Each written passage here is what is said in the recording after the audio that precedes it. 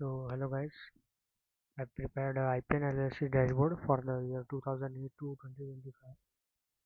So these are my four data sets. Ball to ball data. For each ball there is a data. Then there is a separate master for the players for all the years. There is team master. Then there is the IPL matches master. This data related to each match is written over here. And coming to my dashboard. So I've used a slicer to select the season wise year. You can see the changes around over the dashboard. Just a pretty simple dashboard, not much complex.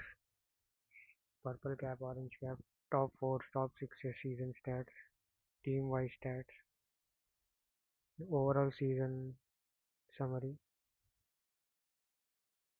As you can see in 2025,